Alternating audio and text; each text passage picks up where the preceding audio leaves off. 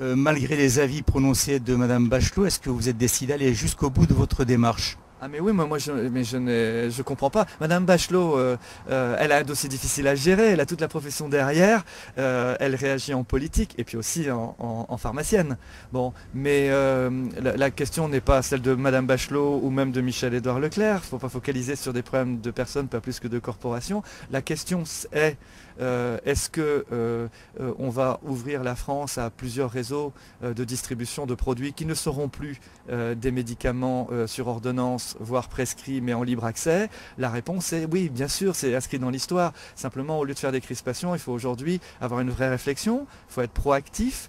Moi, je suis tout à fait prêt à accompagner cette réflexion. Vous savez, je prends date aujourd'hui. Et les procès qu'on me fait sont autant de lieux de débat qui vont nous permettre d'évoluer. Je crois que c'est très bien, finalement. Je ne dis pas ça pour fanfaronner. Je trouve ça très bien que le tribunal de Colmar ait écrit ce jugement. Parce que, finalement, là, ça va servir d'exutoire de tension pour une première crispation. Mais maintenant, une fois passé cet aspect sur la communication, le vent de l'histoire, c'est quand même maintenant ce libre accès, ce déremboursement.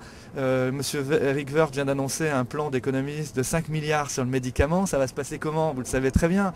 Donc maintenant, le problème, c'est d'accompagner cela, de s'attaquer au problème de l'officine rurale, au problème du statut du pharmacien, parce que ça sont des vrais problèmes et j'ai aucune compétence pour le faire. Je veux bien y participer d'une manière ou d'une autre. C'est la question que je vais vous poser. Est-ce que vous serez prêt à participer à une table ronde avec des représentants de la profession, des représentants authentifiés, hein?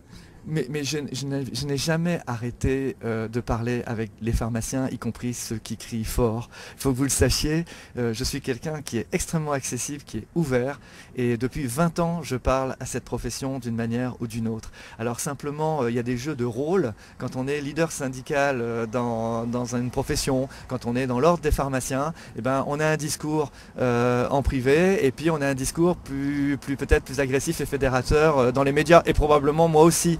Mais au-delà de ça, je vous assure que les hommes se parlent et on se retrouve évidemment à beaucoup d'occasions, non seulement dans les ministères, mais dans la vie. Je voudrais pas vous retarder, mais une dernière question. Est-ce que vous nous préparez une nouvelle campagne?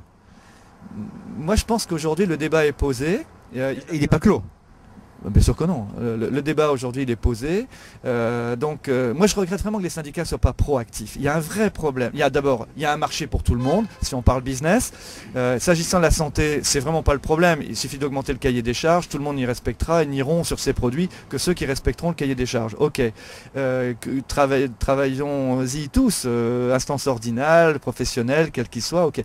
Donc le vrai débat n'est pas celui-là aujourd'hui. Il est celui sur un marché qui devient en libre accès, de savoir comment on peut faire pour que les prix ne flambent pas, aussi bien au niveau des laboratoires, dont les prix ne sont plus régulés de cette manière-là, aussi bien au niveau de la logistique, au niveau des répartiteurs, au niveau du réseau de distribution. Et ça, c'est une réflexion qu'on doit pouvoir avoir quand même sans se cracher dessus. Hein. Oui, c'est sûr. Madame Bachelot aussi a préconisé la création, l'organisation de la profession à travers des centrales d'achat qui pourraient vous concurrencer au niveau des prix. Mais oui, mais ça c'est très bien, parce que ça c'est quelque chose que j'apporte à la profession. Vous savez, je pense que la profession aujourd'hui vit dans un système qui, sans être fonctionnalisé, a des lourdeurs administratives et surtout qui n'a pas des incitations, des initiatives suffisantes pour aller chercher de la performance.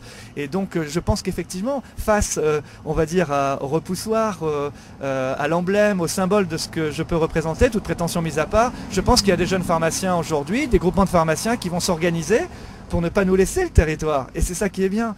J'ai connu ça pour la parapharmacie. C'est quand même, ne l'oubliez pas... Je me souviens très bien de l'historique. J'ai eu le même débat pour la parapharmacie. J'ai été accusé d'exercice illégal de la pharmacie, rappelez-vous, pour avoir vendu des préservatifs ou des sucres de synthèse. J'ai dû faire condamner l'ordre des pharmaciens et les laboratoires devant le Conseil de la concurrence. J'ai perdu des procès, j'en ai gagné. Mais aujourd'hui, reconnaissez que la relation sur la parapharmacie, elle est apaisée. Et il y a même plus de parapharmacie d'officine, voire de parapharmacie tenue par des docteurs en pharmacie que de parapharmacie de grande surface. Donc vous voyez, il y a au début les débats accouchent dans la douleur, il y a des crispations, moi-même peut-être dans la prise de parole suis-je amené à pousser fort ma chanson. En face, ils sont pas mécontents de faire pareil. Le gars de Colmar, c'est une aubaine pour lui, pour l'augmentation de son réseau, ses 70 parapharmacies, ses pharmacies. Donc voilà, je pense que passer le temps de la querelle corporelle, corporatistes, on va s'apercevoir dans une relation plus apaisée,